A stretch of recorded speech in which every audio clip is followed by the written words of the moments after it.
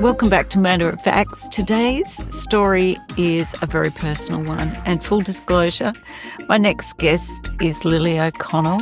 Lily is my daughter. If you know anything about my personal story, you'll know that I'm a strong advocate for immunisation, for vaccine-preventable diseases. And it's a story that started in 2017 when Lily became critically ill with meningococcal. Please welcome my guest today, Lily O'Connell. Hi, Lily. Thanks for joining us at Matter of Facts. This is a bit weird. It's a little bit weird. It's a lot weird. Tell us what life was like for you in 2017. 2017 was a great year.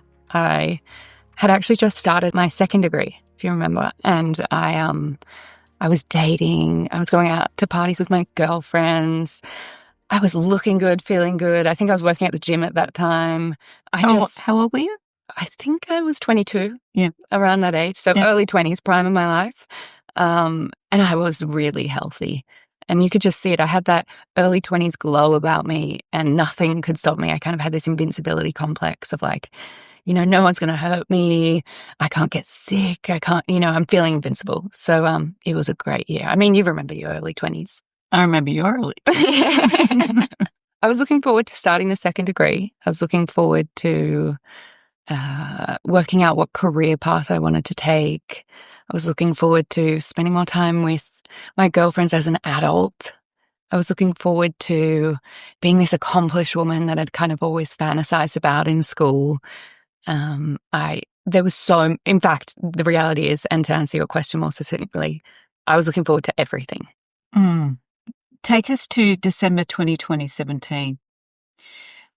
You notoriously were almost not seen in that month because you were invited to so many parties and you were just out having a great time. You seemed pretty well, but what happened? Yeah, I think it was about mid-December that I realized I was burning the candle. Did I stop? No. I continued to burn that candle. And I even at one stage managed to get an allergic reaction on my eyebrows from eyebrow dye. And I didn't care. I just put more makeup over it and kept going on. Was it like a week before Christmas at that point? Would have been a week before Christmas. Yeah. So that was kind of the only thing that was bringing me down. But things accelerated very quickly in that week leading up to Christmas after that allergic reaction situation. So it went from a rash above your eyebrows, which was unusual, but skin irritation. I remember it really clearly.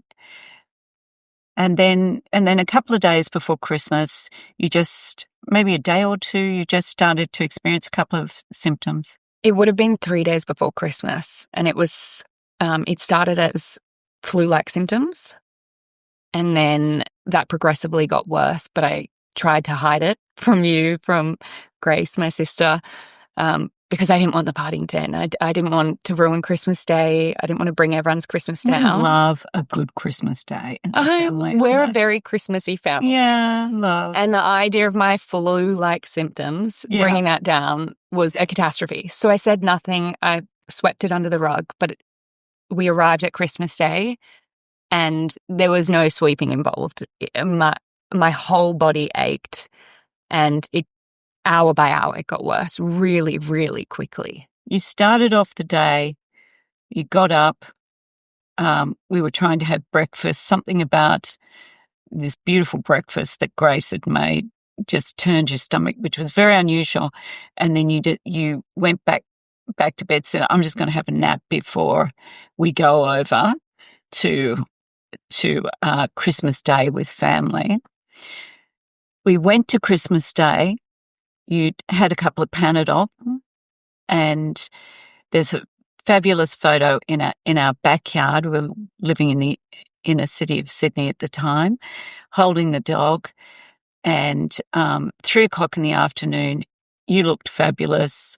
You had your lippy on, and we went off to Christmas Day. So if you were rallying, you were doing a very convincing job. But when we got there, you rapidly went downhill.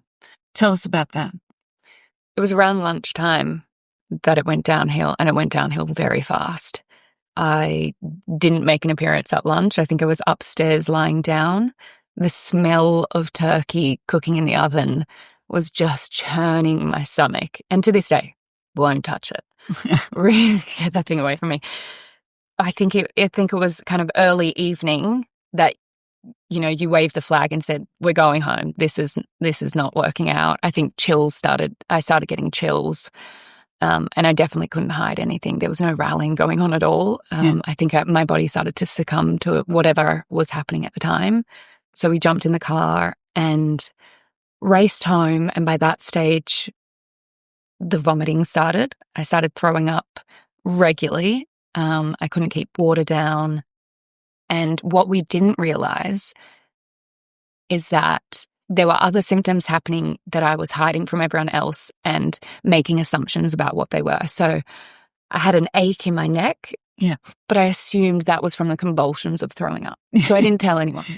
That's how much I was throwing up. And then I was turning off all the lights. So light sensitivity is another really obvious symptom.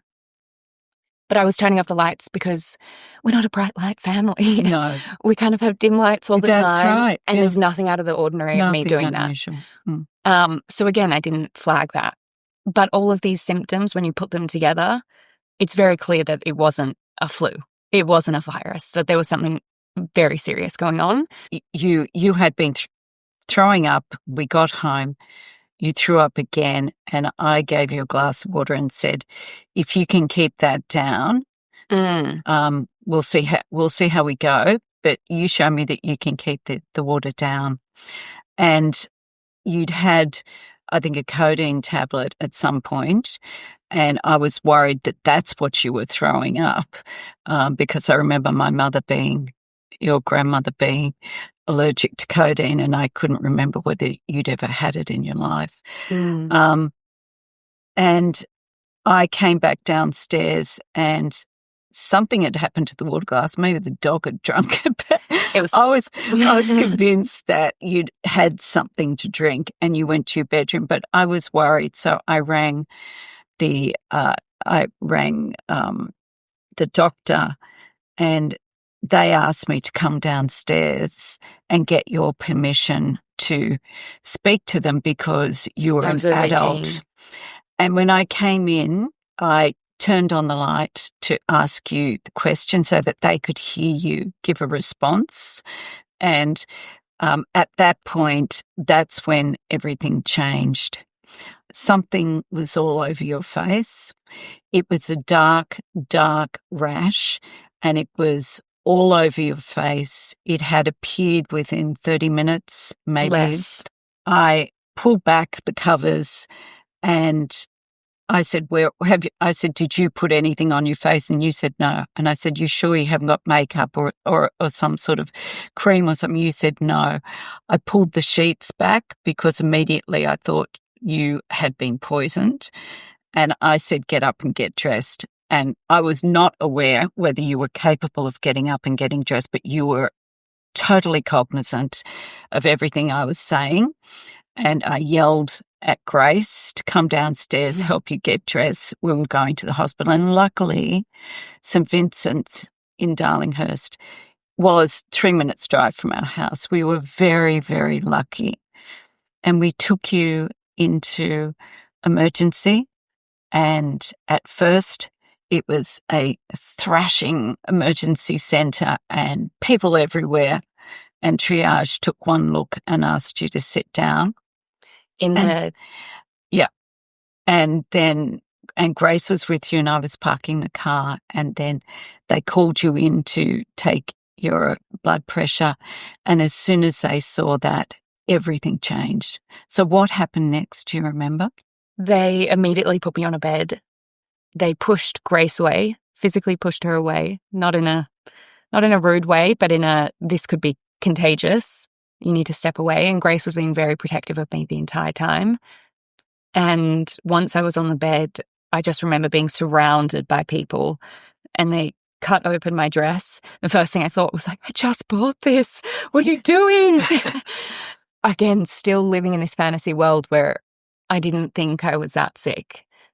And then I heard a nurse or an emergency nurse say that offer a social worker to you and Grace. And I think everything came crumbling down in that moment. This aura, this golden aura that I had. You take your time. If they're offering my mum and sister a social worker, well, I must be dying. You were not invulnerable. You were not invincible. And the reality of that hit.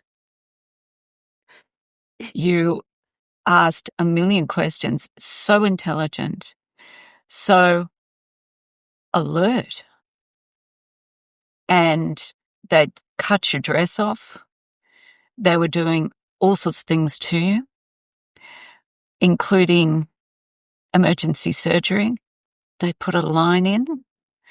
Yes. And they did it on the spot in emergency. I think I'd kind of accepted that, this could be it. And that's an incredibly confronting thing, especially being so young and healthy. But I think I had also still had this fight in me. There was a little Lil in me going, "You're 23. You just signed up for this degree. What are you doing? Get off the table, bite." I was surrounded by some of the most incredible staff, doctors, nurses, social workers. And, I have everything in my life to thank them. But we had the best healthcare. Yeah, we were incredibly lucky. You were taken to ICU. By then, the doctors were not certain, but they thought it was meningococcal. It would take them days to confirm what strain of meningococcal it was.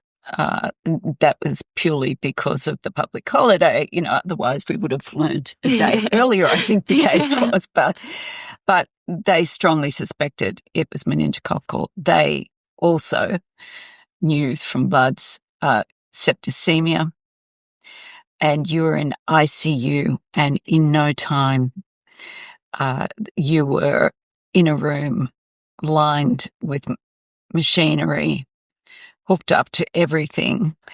And within, I think it was about 24 hours, maybe a little bit longer, you were also diagnosed with DIC, which is a very serious complication. And your kidneys and adrenal glands had shut down. So do you remember much about that time in ICU? You were there for more than a week or so. I have little flashbacks, but I think, to your point earlier, I was so aware in emergency, and then there's just this black hole of memory and events that happened that I can't quite understand. But I do remember waking up and seeing the dialysis machine, not knowing what that was, knowing that I had a central line in my neck, not knowing what that was for. And it's not as if they weren't explaining it to me. It's that they would explain it to me and then I'd forget. They'd explain it to me, then I'd forget. And that just went on every day. Looking back, that's another symptom of meningococcal memory loss. I think I was also on a lot of drugs at the time. But in ICU, I think you would have remembered everything compared to me. I remember one day when it took about 2 hours, maybe 2 to 3 hours to take you from bed over to another bed and a sitting position.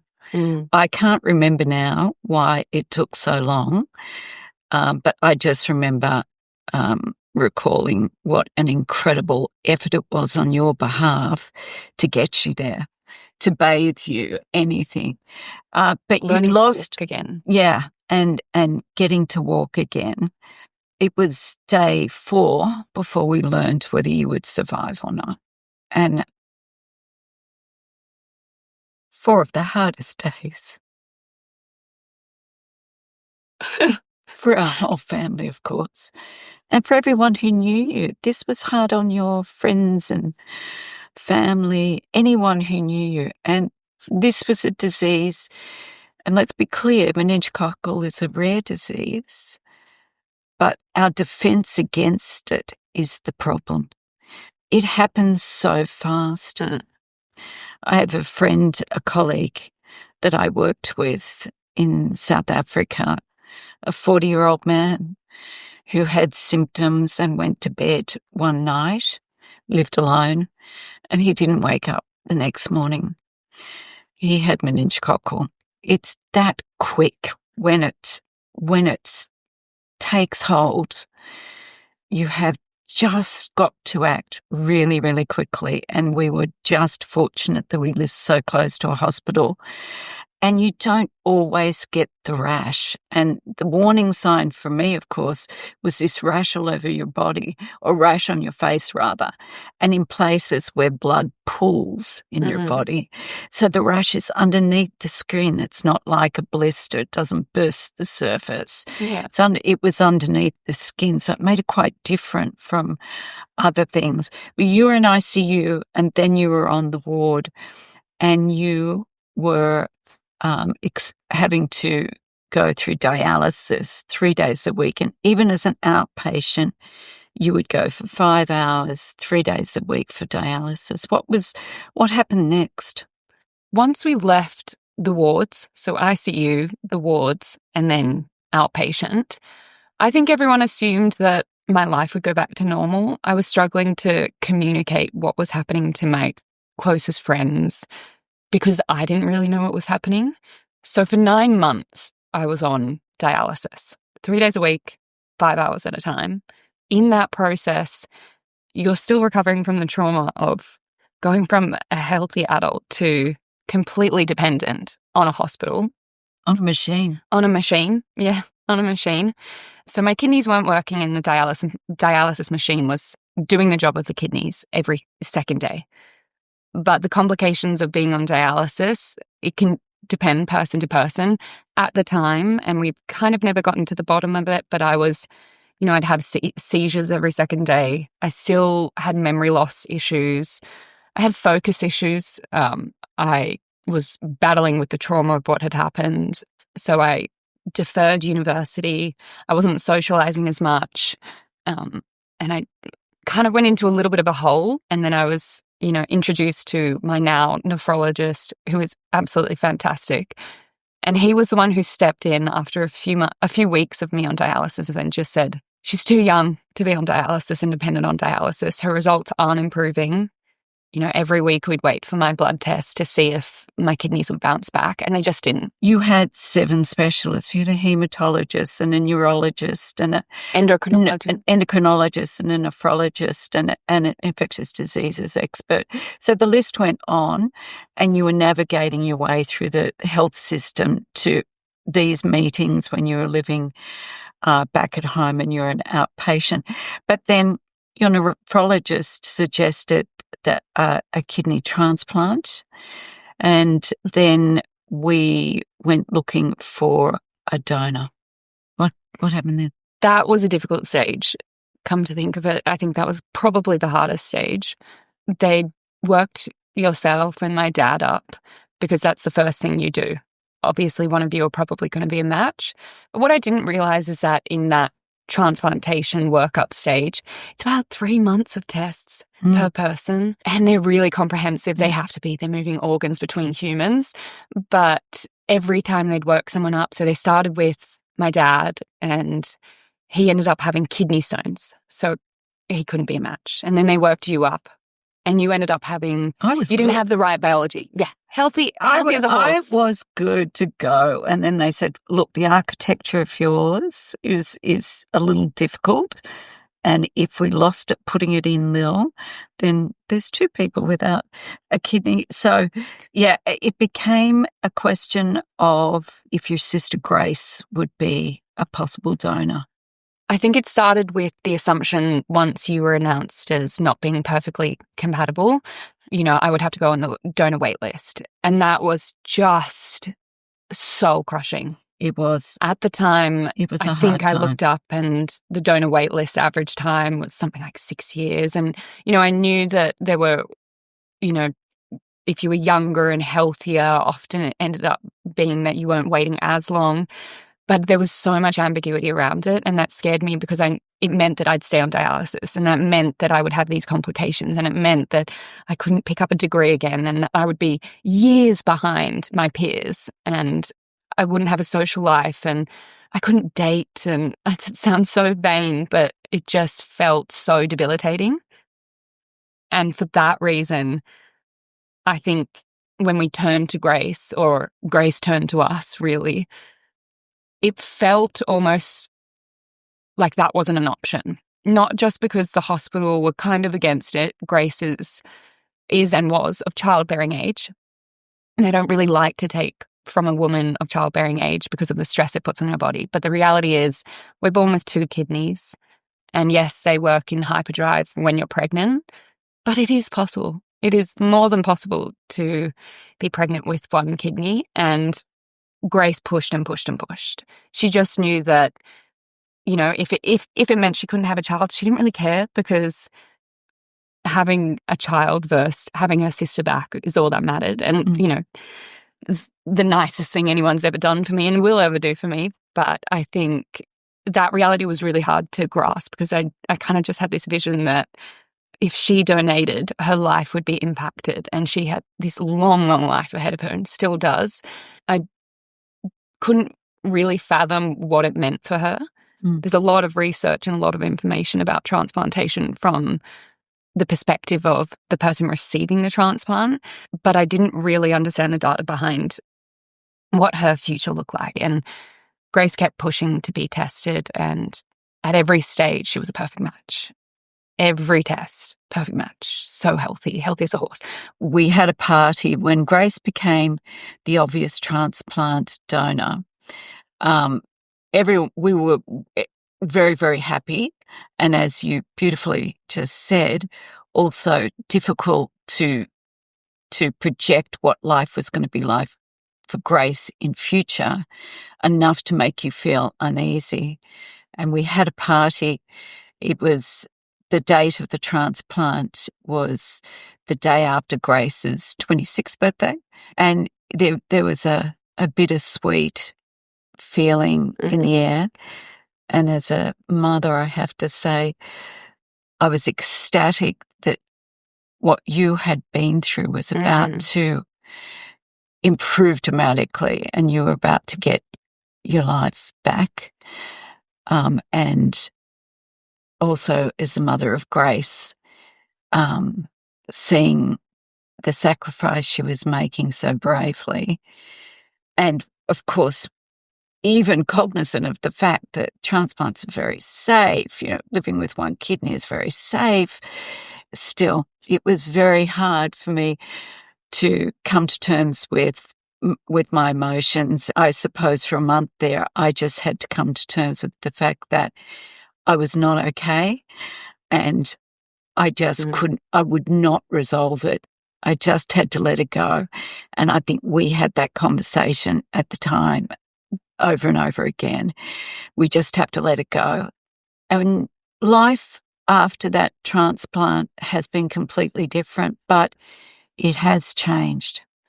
It has, I think, and I don't want to diminish what we went through and how strong we are, but after the transplant, everyone would always say, God, you're so strong. Grace is so strong. What was our alternative, We had to go through that. And since then, I think our life has just bounced back. And there's moments where, I don't go a single day without thinking about it, realistically. I take medicine every day to help keep the organ in place, immune suppression. I'm really aware of my diet and my lifestyle. I'm really aware around flu season, and I know that I'm quite vulnerable still and will always be vulnerable. But it's little things, and Grace is back to her normal life. We have these beautiful moments where we look at each other and go, look what we did. This is crazy. Yeah. We're just 2 kids from Cairns. This isn't where we're meant to be, but how cool are we? I think what I like to say is that we got incredibly lucky in an unlucky situation. Meningococcal kills people. It's a terrible, terrible, terrible disease. but look how lucky we are. I've got all my hands and feet. Minimal scarring. I think I have scarring from the permacath and dialysis, but no scarring to and see. no hearing loss, no vision loss. I still have selective hearing. That's that'll never change. That checks out. Let's talk for 1 minute about when you were in ICU. I was trying to work out how it was possible that you had meningococcal when you had been vaccinated for it at school. Vaccination at school for meningococcal was for C. meningococcal. And then you left school and other strains of the disease started to appear. WYA became a concern, and a vaccine became available after you left school that wrapped all of those strains together in a vaccine, ACWY, and made it available in schools. And so when you were in ICU and I was just doing some investigation, I do remember being in emergency and saying meningococcal, but she's been vaccinated against it. And they said there are new strains. But at the time, it happened very, very quickly, and our health system rallied quickly with the new vaccine. And eventually that vaccine Australia-wide became available to teenagers. But this is a disease that actually affects people of all ages. And I want to be really clear about that. You are a young adult who was not fully vaccinated against these other strains, which was not your fault. None of your cohort knew that a vaccine was available, nor that they should be getting a catch-up. And so I went to government and asked to communicate to young adults and adults generally that this vaccine is now available, and they did that. And your story got out there at that time. I remember you met with the Premier at the time, Gladys Berejiklian, to talk about that vaccine. And you have advocated, and your story's gone internationally. Very famously, the photo of your face with the purpura rash on it has been a part of New South Wales health campaigns almost ever since 2017, and powerfully being used in social media to educate young adults about the availability of the vaccination. But you've been an advocate not just for meningococcal by telling your story, but you also advocate about organ donation because you are a very lucky recipient of a healthy kidney from your sister. But that system is really about ensuring that you don't just tick a box to say that you're happy to be an organ donor. Your concern is that you have that conversation with your family so that when you pass, your family can make a decision. You're passionate about that, aren't you? Very passionate about it. And I think it's something that everyone should be having. That conversation around the kitchen table, going for a walk with your mum, dad, whoever your next of kin is, your partner, making sure that whoever's going to be there, touch wood, nothing bad happens, but if anything happens, that they're going to make the decision that's right for you, not just them. And it's such a hard decision to make when you see your loved one in that position. And it's really hard to let go because often is the case with organ donation that you have to make a decision quite quickly. So having to face the reality that this person's gone and that you're going to speed up that process even quicker, that you don't get an extra minute with them to say goodbye, that you don't get an extra day, that it might be the case that you need to make that decision really rapidly. That's hard. It's really, really hard. And I get that. But if this person has made the decision in their life that if something were to happen, that they would like their organs to be given back to the health system and given to someone else to use and to bring their life back to normal. I mean, what a beautiful thing. And it's a personal decision. I completely respect that. But I think people need to have that conversation, whether they want to or don't want to donate. Their family or their loved ones or their next of kin need to know. Your story's been powerful. I'm sure it's saved lives. I know even amongst your friends, people who chose to speak to a healthcare provider about immunisation as an adult, and no doubt you've saved lives. And the story of organ donation is one we need to just keep telling. Mm-hmm. Because if you do survive something like meningococcal, it doesn't mean you won't need help. I want to thank you for being brave enough to tell the story, and thank you for always telling your story. My pleasure. Thanks, look. No crying. No crying. Thank you. Thanks for joining us on Matter of Vax.